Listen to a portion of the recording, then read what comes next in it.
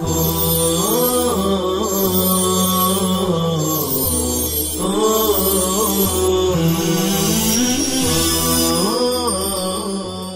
هدى بهديه إلى يوم الدين.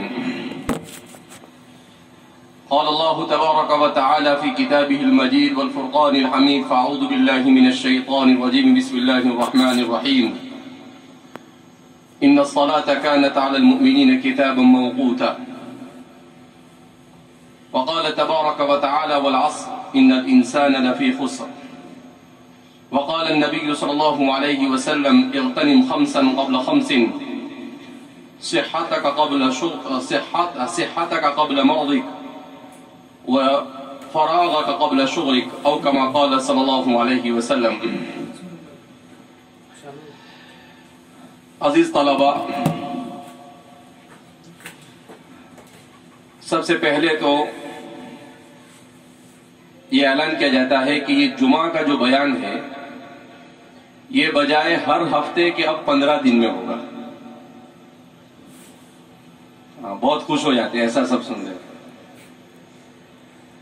یہ جمعہ کا جو بیان ہے وہ آپ کے وقت کی رعایت کرتے ہوئے بجائے ہر ہفتے کے 15 دن میں ایک دن ہوگا، اور تقریر کرنے والے کو مکلف کیا جائے گا کہ وہ آدھے گھنٹے سے زیادہ بیان نہیں کریں گے.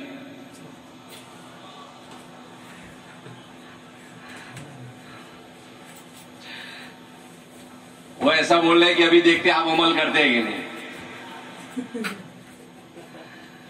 تو میں آج سے اس پہ عمل کرنا شروع کروں گا. میرے آدھے گھنٹے میں بات ختم ہو جائے گی انشاءاللہ. بہرحال اس وقت آپ حضرات کے سامنے خاص طور پر جو بات بیان کرنی ہے وہ یہ ہے کہ ہم جس دنیا سے گزر رہے ہیں یہ دنیا بڑی تیز رفتاری کے ساتھ آگے بڑھ رہی ہے. اس کی تیز رفتاری کا اندازہ اسی سے لگایا جا سکتا ہے کہ جو چیز پہلے 150 سال میں ہوتی تھی وہ اب 8 سال میں ہوتی ہے. کتنے سال میں ہوتی ہے؟ یعنی کسی چیز کو ترقی کرتے کرتے ایک سٹیج پر پہنچنے کے لیے 150 سال لگتے تھے، اب وہ صرف 8 سال میں اس سٹیج پر پہنچ جاتی ہے. اس سے ہم اس دنیا کی تیز رفتاری کا اندازہ لگا سکتے ہیں کہ آج سے 25 سال پہلے 21ویں صدی جب شروع ہوئی یا 15ویں صدی ہجری جب شروع ہوئی، اس وقت جو دنیا کی رفتار تھی اس رفتار سے یہ دنیا تقریباً 20 گنا زیادہ تیزی کے ساتھ بھاگ رہی. اب ایسی دنیا میں ہمیں کیسے زندگی گزارنا، یہ ہمارے لیے سب سے بڑا چیلنج ہے. اسی لیے اس دنیا میں چونکہ جو لوگ اسلام سے وابستہ نہیں ہیں ان لوگوں کے لیے بڑے مسائل، اور جو اسلام سے وابستہ ہے ان لوگوں کے لیے مسائل نہیں ہیں. ان لوگوں کے لیے صرف ان مسائل کو اپنی زندگی میں منطبق کرنے کی ضرورت ہے. ان کے سارے مسائل کتاب و سنت نے حل کر دیے. قرآن اور حدیث نے اس کے جتنے بھی پرابلم ہو سکتے ہیں، اس کے جتنے بھی پریشانیاں ہو سکتی ہے، وہ ساری پریشانیوں کو بیان کر دیا ہے. چاہے وہ مادی پریشانی ہو، چاہے وہ روحانی پریشانی ہو، چاہے وہ علمی اور فکری پریشانی ہو، جیسے بھی چیلنج ہو. کیونکہ یہ دین کامل ہے اور اس دین میں کوئی چیز تشنا نہیں چھوڑی گئی. کسی چیز کے بیان کرنے کو کتاب و سنت نے ادھورا نہیں چھوڑا. اس وقت دنیا میں چونکہ انسان بہت تیز رفتار دنیا سے گزر رہا ہے تو دنیا میں ایک فیشن بن گیا ہے. وہ کیا کہ دنیا میں مختلف کورس اور مختلف قسم کے پروگرام اور ورکشاپ وجود میں آ رہے ہیں. کیا ورکشاپ؟ جیسے ایک ورکشاپ ہوتا ہے دنیا کے اندر میں کہ ٹائم مینجمنٹ، کہ آپ اپنے وقت کو کس طریقے سے منظم کریں. اسی طریقے سے اس دنیا میں ورکشاپ ہوتے ہیں جس میں دنیا کی بڑی بڑی کمپنیوں کے لوگ اس میں شریک ہوتے ہیں. لاکھوں کروڑوں روپے اس کے پیچھے خرچ کیے جاتے ہیں. ایک ایک ورکشاپ کے ایک ایک محاضرے کے اس میں لاکھوں روپے لیے جاتے ہیں. کیا سکھایا جاتا ہے اس میں سکھایا جاتا ہے پرسنالٹی ڈیولپمنٹ، کہ آپ اپنے آپ کو کیسے بااثر بنائیں۔ تو اب دنیا کے سامنے یہ سارے مسائل کیوں ہیں؟ اس لیے کہ یہ دنیا صرف اپنی دنیا میں مست ہے، اسے اپنی آخرت کا کوئی تصور نہیں۔ اسی ٹائم مینجمنٹ کو اگر ہم اسلامی نقطہ نظر سے دیکھیں تو پورا اسلام نام ہے منظم زندگی گزارنے کا۔ دیکھو اسلام میں ارکان اسلام کتنے ہیں؟ 5۔ کلمہ طیبہ کو زبان سے ادا کرنا، شہادت اللہ الہ الا اللہ۔ اس کے بعد کیا ہے؟ وہ اقام الصلاۃ، نماز قائم کرنا۔ نماز کیا ہے؟ Time management. کیا مطلب؟ صبح کی نماز کا وقت کب سے شروع ہوگا؟ صبح صادق سے لے کر طلوع آفتاب تک۔ یہ کیا ہے؟ ٹائم مینجمنٹ، کہ آپ کو اتنے وقت میں نماز پڑھ لینی ہے، اگر آپ نے نہیں پڑھی تو اب آپ کی یہ نماز قضا ہو گئی۔ اسلام نے اپنے وقت کو صحیح استعمال کرنا سکھایا۔ ظہر کا وقت کب سے شروع ہوتا ہے؟ زوال شمس کے بعد سے لے کر ہر چیز کا سایہ اس کے سایہ اصلی کے علاوہ 2 مثل ہو جاوے، امام صاحب کے نزدیک اور امامین صاحبین کے نزدیک 1 مثل ہو جائے۔ اس کے بعد اگر آپ نماز پڑھیں گے تو نماز کیا ہو جائے گی؟ قضا ہو جائے گی۔ ایسے ہی 5 نماز کے اوقات کو، عصر کا اس کے بعد فوراً شروع ہوتا ہے غروب شمس تک، غروب شمس کے بعد سے مغرب کا شروع ہوتا ہے شفق احمر کے غائب ہونے تک، اور پھر شفق احمر کی غیبوبت کے بعد سے لے کر عشاء کا وقت شروع ہوتا ہے تو صبح صادق تک چلتا رہتا ہے۔ تو یہ پورا 5 نماز کا وقت یہ ٹائم مینجمنٹ، کہ آپ اپنے وقت کو پورے اپنے 24 گھنٹے کی زندگی کو اس طریقے سے منظم کر چلیں۔ اسی طریقے سے آپ الصوم، روزہ اسلام کا رکن ہے نا۔ روزہ کب سے شروع ہوتا ہے؟ صبح صادق سے، سحری کرنے کے بعد صبح صادق شروع ہوتا ہے، کب ختم ہوتا ہے؟ غروب آفتاب پر۔ یہ کیا ہے؟ Time management. اگر آپ نے جلدی روزہ چھوڑ دیا تو آپ کا روزہ گیا، اگر آپ نے دیر کی تو مکروہ ہو گیا، یعنی آپ کے روزے پر ثواب آپ کو ملنا چاہیے وہ ملے گا نہیں۔ حج کو دیکھو آپ، حج کب ادا کیا جاتا ہے؟ ذی الحجہ کے مہینے۔ کب ادا کیا جاتا ہے؟ اگر کوئی رمضان میں حج ادا کرنا چاہے تو ادا نہیں ہوگا۔ ٹائم مینجمنٹ، ہر چیز وقت پر ہونی چاہیے۔ ذی الحجہ کے مہینے میں بھی ایسا نہیں کہ آپ کی مرضی ہوئی تو پہلی ذی الحجہ کو پڑھ دو، نہیں۔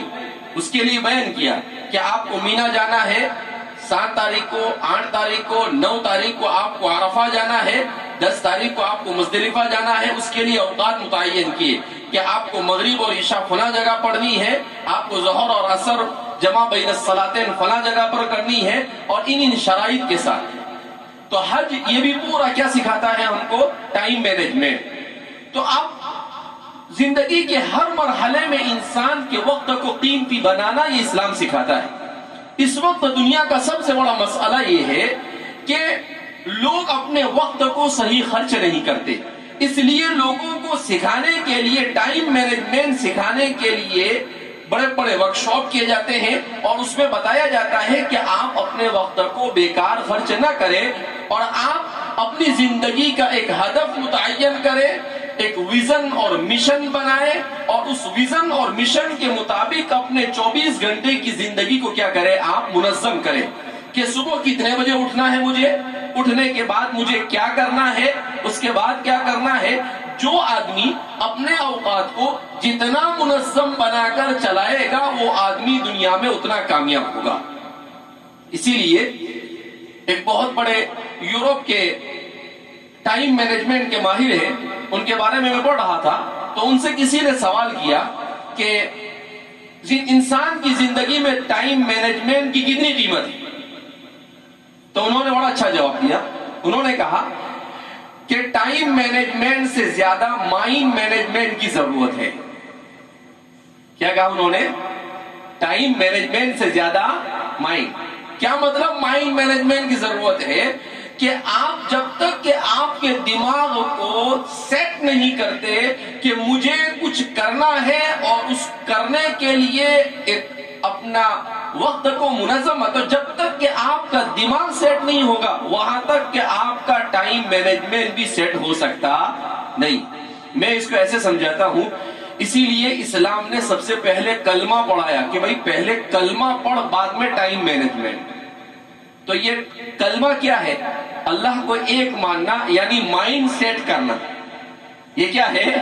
مائنڈ سیٹ کرنا، کہ پہلے آپ اپنا مائنڈ سیٹ کر لو کہ ایک اللہ کے علاوہ اور رسول اللہ صلی اللہ علیہ وسلم کی رسالت کے علاوہ میں کسی اور کو ماننے والا نہیں۔ جب آپ کا مائنڈ سیٹ ہو گیا تو پھر اس کے بعد آپ خود بخود آپ کو اسلام سکھائے گا کہ اب آپ اپنا ٹائم ایسے ایسے کیا کیجئے، گزاریے۔ تو اس کا مطلب کیا ہے کہ سب سے پہلے اپنے مائنڈ کو سیٹ کرنے کی ضرورت ہے۔ ہم اپنے مائنڈ کو سیٹ نہیں کرتے، ہماری زندگی کا کوئی مقصد ہمارے سامنے ہوتا نہیں ہے، بس ہم کیا سمجھتے ہیں، آئے ہیں، کھائیں گے، پیئیں گے اور چلے جائیں گے۔ ایسا نہیں ہے، اس طریقے سے زندگی نہیں گزاری جاتی۔ پھر ہم میں اور جانوروں میں فرق کیا؟ کھا پی کر تو وہ بھی زندگی گزارتے ہیں، سو کر تو وہ بھی زندگی گزار دیتے ہیں۔ تو کھا پی کر سو کر ایسے ہی زندگی گزار دینا یہ انسانیت نہیں ہے، بلکہ یہ انسانیت سے نکل کر جانوریت کی طرف چلے جانا ہے، کہ انسان نہیں رہا، کہ اس کو اپنے وقت کی کوئی قیمت ہی نہیں۔ لہذا سب سے زیادہ ضرورت ہے ہمیں اپنے اوقات کو منظم کرنے کی۔ ہمارے مدارس میں جو پڑھایا جاتا ہے، تو ہمارے مدارس میں ایسا نہیں کہ وقت نہیں، بہت وقت ہے، مگر اس وقت کا ہم صحیح استعمال نہیں کرتے۔ ابھی جیسے میں نے آپ کو کہا کہ صبح میں ہمارے پاس 4 گھنٹے پڑھائی ہوتی ہے، ابھی 4.25 گھنٹے ہو گئی، دوپہر میں 2 سوا 2 گھنٹے ہوتی ہے، تو کتنے گھنٹے ہوئے؟ 4.25 اور سوا 2 7 گھنٹے ہوئے۔ کتنے گھنٹے ہوئے؟ مغرب کے بعد سمجھو اب 2 گھنٹے ہو رہی ہے، سوا 2 گھنٹے ہو رہی ہے، تو کتنے گھنٹے ہوئے؟ 9 گھنٹے۔ اس کے بعد بھی آپ کے پاس کتنے گھنٹے بچتے ہیں؟ 9 گھنٹے کے بعد بھی آپ کے پاس 15 گھنٹے بچتے ہیں۔ اب اس 15 گھنٹے میں آدمی نماز پڑھتا ہے، چلو نماز میں ہر وقت کے لیے ہم نے آدھا گھنٹہ بھی پکڑ لیا تو 2.5 گھنٹہ وہ ہوا۔ کھانے کے لیے آپ نے آدھا گھنٹہ، پون گھنٹہ، 1 گھنٹہ نکال دیا۔ اس کے بعد سونے کے لیے، اس کا مطلب کیا ہے کہ آپ کا وقت صحیح گزر رہا۔ اس لیے کہتے ہیں کہ 24 گھنٹے میں سے کم از کم انسان کے 10 سے 11 گھنٹے کام میں آنے چاہیے، کم سے کم 11 گھنٹے اس کے استعمال ہونے چاہیے۔ اس سے زیادہ انسان استعمال کرے تو کمال ہے۔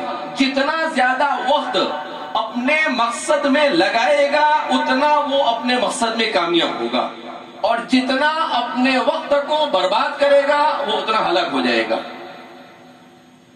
حیدرآباد سے ایک پیپر نکالتا ہے سیاست، تو سیاست کے مدیر ہمارے دوست ہیں، وہ ایک مرتبہ آئے تھے یہاں پر، تو ان سے بات ہو رہی تھی، وہی بتلا رہے تھے کہ کچھ دن پہلے ایک جگہ پر میں پروگرام میں گیا، تو کہا کہ اس پروگرام میں نے نوجوان میرے سامنے بیٹھے ہوئے تھے، تو میں نے ان لوگوں سے یہی کہا کہ اس وقت امت مسلمہ کی بربادی کا ذمہ دار خود امت ہے، زوال کا ذمہ دار خود ہم ہیں۔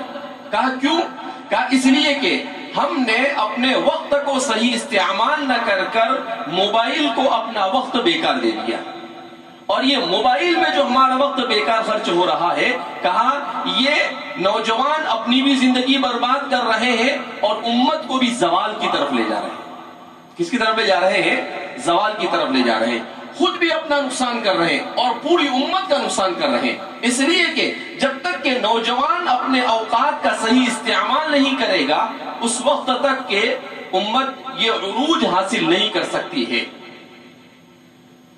تو اس لیے نوجوان کے لیے بہت اہم ہے۔ کیوں؟ اس لیے کہ یہ جو عمر ہے آپ کی، انسان کی 5 سال کے بعد کی عمر سے لے کر 25-30 سال تک کی جو عمر ہوتی ہے، یہ انسان کی وہ عمر ہوتی ہے جس میں انسان جو چاہے وہ کر سکتا ہے۔ اس کے بعد انسان کے اوپر زوال شروع ہو جاتا ہے۔ کوئی کہتا ہے 35 کے بعد، اور کوئی بتا ہے 40 کے بعد زوال شروع ہوتا ہے، کہ انسان کے قوہ جواب دے دیتے ہیں، انسان کے پاؤں جیسے کام کرنے چاہے ویسے کام نہیں کرتے۔ 50 پہ پہنچا تو ہاتھ بھی کام کرنا کیا کر دیتے ہیں؟ چھوڑ دیتے ہیں۔ پھر اس کے بعد 60 کے پار گیا تو دماغ بھی کام کرنا کیا کر دیتا ہے؟ چھوڑ دیتا ہے۔ تو انسان کے پاس اپنے آپ کو بنانے کا جو پورا پیریڈ ہے، پوری 70 80 100 سال بھی اگر انسان کو زندگی ملتی ہے تو اصل وقت ہے 5 سال سے لے کر 35 سال تک کی عمر کا وقت، یعنی 30 سال۔ کتنے سال ہے؟ یہ 30 سال میں یا تو وہ اپنی جنت بنائے یا اپنی جہنم بنائے، یا تو اس 30 سال میں وہ اپنی امت کے عروج میں اپنا حصہ دے یا پھر اپنی امت کو زوال کی طرف ڈھکیل کر لے جائے۔ تو اس لیے بہت سخت ضرورت ہے کہ آپ کے لیے جو نظام یہ بنایا جا رہا ہے، اس نظام میں آپ پر بوجھ نہیں ڈالا جا رہا ہے، اس نظام میں آپ کے وقت کو کارآمد بنانے کی کوشش کی جا رہی ہے۔ ورنہ کیا ہے کہ اس میں آپ کو بیزی کرنے کا مطلب ہے کہ ہم کو بھی بیزی ہونا ہے، اساتذہ کو بھی بیزی ہونا ہے، تو سب بیزی ہو رہے ہیں، لیکن اس کے باوجود کیوں؟ اس لیے کہ آپ کا وقت آپ صحیح استعمال نہیں کر رہے ہیں، تو ہم اس کو صحیح استعمال میں لانے کی آپ کو عادت ڈالنے کی کوشش کر رہے ہیں۔ اس لیے آپ حضرات کو سمجھنا چاہیے کہ اگر 2 چیزیں آپ کی زندگی میں آ گئی کہ آپ نے اپنی زندگی میں ہر چیز کو اس کے وقت پر کرنا شروع کر دیا، اور اس کے ساتھ سیلف مینجمنٹ جس کو کہتے ہیں، یعنی اپنے وقت کو اپنے آپ سے صحیح منظم کر دیا، اور اسی کے ساتھ ساتھ آپ نے اپنے اخلاق کو صحیح کر لیا، یہ 2 چیزیں آ گئی، آپ دنیا کے کسی بھی میدان میں کامیاب ہو جائیں۔ اور اگر اس کے ساتھ آپ نے محنت کو جوڑ لیا، تب تو آپ کو دنیا میں کوئی پکڑ ہی نہیں سکتا ہے۔ وَسَعَى لَهَا سَعْيَهَا وَهُوَ مُؤْمِنٌ فَأُولَٰئِكَ كَانَ سَعْيُهُمْ مَشْكُورًا۔ دنیا اور آخرت میں آپ کو کوئی پکڑ سکتا نہیں ہے۔ لہذا اس بنا پر ہمارے طلباء کو جو نظام آپ کے لیے بنایا گیا، اس میں جیسے ہمارے پنجم کے طلباء، کچھ طلباء نے ایسا کہا کہ ہم کو مغرب بعد وقت کم ملتا ہے۔ میں نے کہا کس نے کہا وقت کم ملتا ہے؟ پہلے مغرب کتنے بجے ہوتی تھی؟ 7:15 بجے ہوتی تھی۔ ابھی مغرب کتنے بجے ہوتی ہے؟ 6:39 پر۔ 36 پر وقت شروع ہو جاتا ہے، اور 3 منٹ کے بعد اذان ہوتی ہے 39 پر۔ نماز وغیرہ سے فارغ ہوتے ہوئے 20 منٹ لگتے ہیں۔ 7 بجے اگر آپ مسجد سے نکل کر کلاس میں ایسے ہی جائیں جیسے آپ کھانے کے ہال کی طرف جاتے ہیں، تو آپ 2 منٹ میں کلاس میں پہنچ جائیں۔ لیکن نہیں، آپ مسجد سے کلاس میں جانے میں آپ کو 10 منٹ لگتے ہیں، اور کلاس سے کھانے کے ہال میں جانے میں آپ کو 2 سے 1.5 منٹ لگتا ہے۔ کیوں؟ اس لیے کہ آپ کے یہاں کھانے کی اہمیت ہے، پڑھنے کی اہمیت نہیں۔ تو آپ اپنا وقت خوب برباد کر رہے ہیں۔ کیوں برباد کر رہے ہیں آپ؟ نماز مغرب کی نماز پڑھی، آپ نے سنت پڑھی کہ آپ سیدھا نکلے، اور سیدھا آپ کو کہاں جانا چاہیے؟ کیوں آپ ادھر ادھر اپنا وقت برباد کرتے ہیں؟ آپ اپنے وقت کو کام میں لائیے۔ 7 بجے آپ کلاس میں پہنچ گئے، 8 اور 8:30 کتنا ٹائم ملا آپ کو؟ 1.5 گھنٹہ، 90 منٹ۔ ٹھیک ہے، ہو گیا ختم بات۔ اور پھر اس کے بعد آپ کی جو تعلیم شروع ہو رہی وہ تعلیم آپ کی ہوگی، تو آپ کے وقت میں کوئی، لیکن آپ اس کو صحیح استعمال میں نہیں لائیں گے۔ تو اب عشاء کے بعد آپ کو یہاں سے نکلے کہ فوراً کلاس میں جانا چاہیے۔ کیسے کلاس میں جانا چاہیے؟ جیسے آپ کہاں جاتے ہیں؟ کھانے کے ہال کی طرف۔ تو کتنی منٹ میں پہنچیں گے آپ کلاس میں؟ 2 منٹ میں۔ اور اگر آپ مسجد سے کلاس کی طرف جاتے ہیں ویسے جائیں گے سستی اور غفلت کے ساتھ، تو کتنے منٹ لگیں گے؟ 10 منٹ۔ تو آپ نے 10 منٹ خود اپنے برباد کیے، 15 منٹ آپ نے برباد کیے۔ آپ یہاں سے نکلے، باہر 2-4 دوستوں کے ساتھ کھڑے رہے، پھر وہاں سے آہستہ آہستہ ایسے جا رہے ہیں جیسے کسی باغ کے اندر میں ٹہل رہے ہیں۔ پھر اس کے بعد آپ گئے پانی پینے کے لیے، تشریف لے گئے، پھر وہاں پر آرام سے پانی پیا، باتیں کی، اس کے بعد آہستہ آہستہ ویسے تو آپ کا آدھا گھنٹہ چلا جائے گا۔ تو یہ آپ خود ذمہ دار ہے، آپ اپنے وقت کو برباد کر رہے ہیں۔ تو اس لیے آدمی کو اپنا وقت کا نظام بنانا چاہیے کہ بھائی صبح میں اتنے بجے اٹھنا ہے۔ میرا اپنا معمول ہے، میں صبح میں 4:45 بجے اگر لیٹ بھی سویا تو 4:45 بجے اٹھنا یعنی اٹھنا۔ اس کے بعد اپنا کام شروع، اٹھنے کے بعد وضو وغیرہ سے فارغ ہو کر پہلے قرآن کی تلاوت، آدھا پون 1 پارہ جتنی بھی تلاوت ہو جاوے، اس کے بعد صبح کے اذکار۔ یہ سب بہت ضروری ہے۔ یہ ہم لوگ اصل میں یہ توفیق بھی اس لیے نہیں ملتی ہے کہ ہم اللہ سے مانگتے ہی نہیں۔ اللہ سے مانگنا چاہیے۔ اللہ کہتا ہے کہ مجھ سے مانگو کہ میں تمہیں دوں گا، اس سے نہیں مانگو تو وہ ناراض ہوتا ہے۔ ہم نہیں مانگ رہے تو وہ ناراض ہو رہا ہے ہم سے۔ تو ہمیں اللہ سے مانگنا چاہیے کہ اللہ توفیق دے، یا مصرف القلوب صرف قلوبنا الی طاعتک، اللہ ہمارے دلوں کو تیری اطاعت کی طرف پھیر دے۔ تو اس لیے صبح کی جو دعائیں ہیں یہ بڑی اہم دعائیں ہیں. آیت الکرسی آدمی کو صبح میں اٹھنے کے بعد آتا ہے کہ صبح صادق کے وقت سے لے کر طلوع آفتاب تک کے آپ صلی اللہ علیہ وسلم سے جو اذکار منقول ہے اس میں آیت الکرسی ہے, تینوں قل ہے, قل هو اللہ احد, قل اعوذ برب الفلق اور قل اعوذ برب الناس. اس کو تین مرتبہ پڑھا جائے. بسم اللہ الذی لا یضر مع اسمہ شیء فی الارض ولا فی السماء, اس کو 3 مرتبہ پڑھا جائے. لا الہ الا اللہ وحدہ لا شریک لہ لہ الملک ولہ الحمد یحیی ویمیت وہو علی کل شیء قدیر, اس کو 100 مرتبہ پڑھا جائے. استغفر اللہ واتوب الیہ, اس کو 100 مرتبہ پڑھا جائے. سبحان اللہ وبحمدہ سبحان اللہ العظیم, اس کو 100 مرتبہ پڑھا جائے. اور بھی بہت ساری دعائیں, اعوذ بکلمات اللہ التامات من شر ما خلق, اس کو 3 مرتبہ پڑھا جائے. اصبحنا واصبح الملک للہ, اس دعا کو, تو ان دعاؤں کو اگر آدمی پڑھ لیتا ہے تو میں ان کو پڑھتا ہوں, مجھے 10 سے 15 منٹ لگتے ہیں. کتنے منٹ لگتے ہیں؟ 10 سے 15 منٹ لگتے ہیں. قرآن کی تلاوت کے بعد فجر سے پہلے آنے سے پہلے قرآن کی تلاوت بھی ہو جاتی ہے, اپنی 2-4 رکعت جو رات کی پڑھنی وہ بھی ہو جاتی ہے, قرآن کی تلاوت ہو جاتی ہے اور یہ دعا ہو جاتی ہے, اور پھر اس کے بعد اپنے کام میں لگ جاتے ہیں. اب آپ تو کیا ہے, ایک تو رات میں سوتے نہیں جلدی, بہت سارے لوگ ایسے ہی گھومتے رہتے ہیں, اور پھر اس کے بعد ظاہر سی بات ہے نہیں سوئیں گے تو مسجد میں آ کے سو جائیں گے. ایک مرتبہ آدمی بستر سے کھڑا ہوا, اس کے بعد اپنا مائنڈ سیٹ کر لے رہے کیا کہ اب مجھے سونا نہیں. کب تک کہ نہیں سونا ہے؟ جب تک کہ دوپہر میں پڑھ کر فارغ ہو کر کھا کر میرا سب کچھ نہ ہو جائے, وہاں تک کہ اب میں نہیں سوؤں. آپ نے آپ کا مائنڈ سیٹ کر لیا, ختم ہوگی بات, اب آپ کو کوئی چیز کی ضرورت نہیں. لیکن آپ اپنا مائنڈ سیٹ نہیں کریں, آپ بولیں گے نیند آ رہی ہے, تو کلاس میں بھی ایسے بیٹھتے ہیں کہ پڑھانے والے کو بھی غصہ آتا ہے, ان کو پڑھاوے کہ ایسے ہی چلے جاوے یہاں سے. کیسے نیند آتی ہے بھائی؟ کلاس میں آپ بیٹھے ہیں, کلاس میں آپ کو نیند کیوں آ رہی ہے؟ مسجد میں آپ کو نیند کیوں آ رہی ہے؟ کیوں؟ اس لیے کہ آپ بالکل لاابالی پن کی زندگی گزار رہے ہیں. آپ کو کچھ پڑھی نہیں ہے دنیا میں کیا ہو رہا ہے کیا نہیں ہو رہا, یہ دنیا کہاں سے کہاں جا رہی ہے, اور دنیا میں کیا سے کیا ہونے والا ہے. لیکن ہم ہے کہ بس ایسے ہی ہوگا, جو ہونا وہ ہوگا, ہم کو کیا ہے, دیکھیں گے جب ہوگا. نہیں, اس کے بعد پچھتاوے کا وقت ہے. انسان کے لیے ہی ہے آپ کے بننے کا. جیسے کانچ کا برتن, جب اس کو کانچ کا اسٹیل کا جو بنا تھا اس کا سانچہ ہوتا ہے نا, اگر وہ ٹیڑھا ہوتا ہے تو برتن کیسا بنے گا؟ ٹیڑھا بنے گا. تو آپ اسی سانچے میں اپنے آپ کو ڈھال رہے ہیں. اگر آپ نے اس میں اپنے آپ کو سدھارا نہیں تو آپ کو دنیا کی کوئی طاقت نہیں سدھار سکتی. جو یہاں بگڑے گا وہ کہیں نہیں سدھرے گا, اور جو یہاں سدھرے گا وہ کہیں نہیں بگڑے گا. تو اس لیے آپ کے لیے دین اور دنیا کی دونوں تعلیم کا جو انتظام کیا جا رہا ہے, یہ صرف اس لیے کیا جا رہا ہے تاکہ آنے والے فتنوں کا ہم مقابلہ کر سکیں.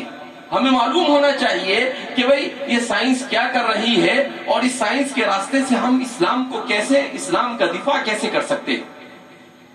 ہمیں یہ معلوم ہونا چاہیے کہ یہ جو دنیا کی نئی نئی ایجادات ہے, یہ دنیا میں ہوائی جہاز بنا, تو یہ ہوائی جہاز ہم کیا سمجھتے ہیں انگریز نے بنائے. انگریز نے نہیں بنائے. ہوائی جہاز کے لیے سب سے پہلے جس شخص نے کوشش کی تھی وہ مسلمان تھا, اور کون سی صدی ہجری میں معلوم؟ 3 صدی ہجری میں, یونس بن فرناس. انہوں نے سب سے پہلے ہوائی جہاز, کیا مطلب, انہوں نے دیکھا کہ پرندہ اڑتا ہے, اپن کیوں نہیں اڑتے, تو انہوں نے اس طریقے سے پر بنائے اور ایک پہاڑ پر چڑھ کر وہ اس کو لے کر اڑے, کافی دور تک اڑے, مگر بعد میں اترنے میں ان کو یعنی سمجھ میں نہیں آیا تو زخمی ہو گئے, لیکن نیچے آ گئے. تو اس طریقے سے انہوں نے سب سے پہلے کوشش کی. اسی طریقے سے ابن الہیثم, انہوں نے انسان کے بدن میں خون کیسے کام کرتا ہے, انسان کی آنکھ کیسے کام کرتی ہے, دوربین کیسا ہونا چاہیے, اس پر سب سے پہلے کام کس نے کیا؟ ابن الہیثم نے. سب سے پہلے دوائی اور انجیکشن یہ کس نے بنایا؟ زہراوی نے. کس نے بنایا؟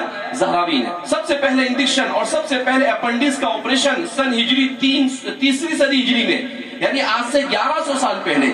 یہ انگریزوں نے تو جتنی بھی چیزیں کی ہے ہمارے مسلمانوں کے کرنے کے 600-700 سال کے بعد کی, لیکن چونکہ جس کی لاٹھی اس کی بھینس, تو یہ سب کچھ ان سائنس اور ٹیکنالوجی ان کے پاس میں آ گئی, تو انہوں نے سب اپنے لوگوں کے نام لگا دیے. تو اس لیے ہمیں یہ معلوم ہونا چاہیے کہ مسلمان سائنسدانوں نے, اور وہ مسلمان سائنسدان کون تھے؟ سب کتاب و سنت کے عالم تھے. سب کیا تھے؟ کتاب و سنت کے عالم تھے، کتاب اللہ اور سنت رسول اللہ سے اچھی طرح سے واقف تھے. ابن سینا ہے اور یہ سارے کے سارے لوگ، بڑی لسٹ ہے. کبھی عصر کے بعد آپ کے سامنے اس کی تعلیم کروا دی جائے گی کہ کون سے مسلمان عالم نے کس چیز کو ایجاد کیا اور اس وقت انگریز کے کس آدمی کی طرف اس کو غلط منسوب کیا جا رہا ہے. تو ہمیں ہماری تاریخ معلوم ہونی چاہیے. تو اس لیے آپ اپنے وقت کو منظم بنانے کی کوشش کریں. یہ کہیں بھی سونا اور کہیں بھی بیٹھ جانا اور وقت ضائع کرنا، اس کو چھوڑ دیجیے آپ، اور ایک مائنڈ سیٹ کیجیے کہ نہیں، ہمیں اسلام کی صرف مسلمانوں کی نہیں، پورے عالم کے انسانوں کی صحیح رہبری کرنی ہے. وَمَا ذَلِكَ عَلَى اللَّهِ بِعَزِيزٍ، اللہ پر کوئی چیز بھاری نہیں. لیکن ان اللہ لا یغیر ما بقوم حتی یغیروا ما بانفسهم، جب تک کہ ہم خود اپنے آپ کو نہیں بدلنے کی کوشش کریں گے، وہاں تک کہ اللہ کی طرف سے ہمارے لیے فیصلے ہوں گے نہیں. تو اپنے ایمان کو مضبوط، سب سے اہم چیز ایمان مضبوط ہونا چاہیے. ایمان کے مضبوطی کے ساتھ یہ چیز آتی ہے تو پھر یہ نور علی نور یہدی اللہ لنورہ من یشاء. اور اگر ایمان بھی کمزور، ہمارا یہی حال ہے، نہ نماز کے ٹھکانے، نہ قرآن کی تلاوت کے ٹھکانے، اور نہ دوسری کسی چیز میں، تو اب ہمارا کیسا ہے، ہر میدان میں ہم کمزور. تو اس طرح سے اس دنیا میں نہیں جیا جا سکتا ہے. اب اس دنیا میں جینے کے لیے اپنے آپ کو بیدار مغز بنانا پڑے گا، ہر چیز کو جاننا ہوگا. جیسے میرے ذہن میں آ رہا تھا کہ پنجوم اور مشکات اور دورے کے طلبہ یہ کہتے ہیں کہ ہم کو بھی یہ چیز سیکھنا ہے، لیکن ہمارے لیے کتاب سیٹ کر دی گئی. تو میں نے کہا قرآنی جغرافیہ مشکات اور پنجوم کے بچوں کو پڑھایا جاوے کہ قرآن میں انبیاء کا تذکرہ ہے تو کون سے نبی کہاں پر آئے اور اس وقت وہ جگہ کہاں پر واقع ہے. اب آپ نے کہیں پر بیان کیا، اس میں یہ سب سمجھا دیا، تو سامنے والا سوئے گا نہیں، وہ سامنے والا کہے گا کہ ہاں یار مولانا کچھ ماضی کو حال کے ساتھ جوڑ کے بدلا رہے ہیں، تو وہ برابر دھیان سے سنے گا. لیکن آپ وہی خالی قصہ سناتے رہیں گے ان کو تو بولیں گے یہ تو سارے مولانا لوگ سناتے ہی رہتے ہیں. لیکن اس کو ماضی کو حال سے جب جوڑیں گے تو وہ سامنے والے کو دلچسپی پیدا ہوگی. تو اس لیے میں نے کہا کہ ان کو قرآنی جغرافیہ، اسی طریقے سے حدیث کا جغرافیہ، کہ حدیث میں کیا چیز بیان کی ہے، وہ کیا ہو رہی ہے اس وقت، وہ کہاں پر واقع ہے وہ چیز. تو اس طرح سے اپنے آپ کو اس طرح سے سیٹ کرنے کی آپ کیا کیجئے، کوشش کیجئے. اللہ سے دعا بھی کیجئے کہ اللہ رب العزت ہم سب کو صحیح معنی میں عالم دین بنائے، کہ ہم ایسے عالم بنے کہ ہمارے پاس صلاح اور تقوی بھی ہو اور ہمارے پاس علم بھی ہو، اور ہم ہمیشہ اللہ کے ساتھ جڑے ہوئے. کس کے ساتھ جڑے ہوئے ہو؟ جو پڑوس میں طالبان کی جو حکومت قائم ہوئی ہے، ان لوگوں کو آپ دیکھیں گے یہ لوگ کیسے ہیں. وہ ہمارے ایک دوست سے وہ بتا رہے تھے کہ ہم گئے وہاں پر تو کہا ان کو دیکھنے کے بعد مولانا یہ سمجھ میں آتا ہے کہ صحابہ کیا تھے. کہا اگر 15ویں صدی ہجری میں صحابہ واپس آئے ہیں اسے دیکھنا ہے تو وہاں چلے گا. کہا ایسے لوگ اللہ اکبر، نہ ان کو کھانے کی پڑی نہ ان کو پینے کی پڑی، سب ان کا ایک دھن ہے ان کے اوپر سوار ہے. اور وہ کیا دھن سوار ہے ان کے اوپر؟ لِتَكُونَ كَلِمَةُ اللَّهِ هِيَ الْعُلْيَا، کہ اللہ کا کلمہ کیا ہو جائے، بلند ہو جائے. آج بھی اتنی 20 سال کی قربانیوں کے بعد اتنا سب کچھ حاصل ہوا، مگر ایک انگریز نے ابھی ان کی ویڈیو ڈالی کہ دوپہر میں وہ کیا کھاتے ہیں، تو کیا کھاتے ہیں معلوم؟ ٹماٹر کی چٹنی اور چاول، یہ ان کا کھانا ہے دوپہر کا، اور کچھ نہیں. اتنے سارے 75,000 فوجی، 1,00,000 فوجی ہے وہ، لیکن ان میں سے ایک بھی تنخواہ نہیں لیتا ہے. ابھی گجراتی اخبار میں 2 دن پہلے ایک وہاں کے طالبان کے ایک آدمی کا انٹرویو آیا، تو اس نے انٹرویو میں اس سے پوچھا گیا کہ آپ کو کتنی تنخواہ ملتی ہے؟ کہا ہم میں سے ایک بھی نہ تنخواہ لیتا ہے اور نہ اسے تنخواہ دی جاتی ہے. تو کہا آپ کا گزران کیسے چلتا ہے؟ تو کہا کہ اگر ہم گھر میں 3 بھائی ہیں تو 2 بھائی طالبان کے ساتھ جڑ جاتے ہیں اور ایک بھائی کماتا ہے اور کما کر پورا گھر چلاتا ہے. یہ ایسے زندگی گزارتے. تو کہا کہ پھر اس کو پوچھا کہ آپ کا دن کیسے گزرتا ہے؟ تو کہا کہ ہم فجر سے 1 گھنٹہ پہلے اٹھتے ہیں، اٹھنے کے بعد ہم دعا کرتے ہیں، تہجد پڑھتے ہیں. کہا سب ہماری پوری جماعت ایسا کرتی ہے. اور پھر اس کے بعد ہم قرآن کی تلاوت کرتے ہیں، اس کے بعد فجر کی نماز پڑھتے ہیں، فجر کی نماز کے بعد پھر ہم مسنون اذکار اور دعائیں پڑھتے ہیں، اور پھر اس کے بعد ہم اپنے کام میں کیا ہو جاتے ہیں، لگ جاتے ہیں۔ اس نے کہا کہ میں نے بچپن سے موت کو اپنے ارد گرد ناچتے ہوئے دیکھا ہے۔ ہم لوگ موت سے نہیں ڈرتے، کہا جان کا دے دینا یہ ہمارے لیے کوئی بڑی بات نہیں۔ کیوں؟ وہ کہتا ہے، عجیب قصہ اس نے بتلایا، اس نے کہا کہ اتنے سارے آپ کے لوگ مرتے ہیں تو آپ کو ڈر نہیں لگتا ہے؟ تو اس نے کیا کہا معلوم؟ کہ میرا ایک دوست تھا، وہ شہید ہو گیا امریکہ کے ساتھ لڑتے ہوئے۔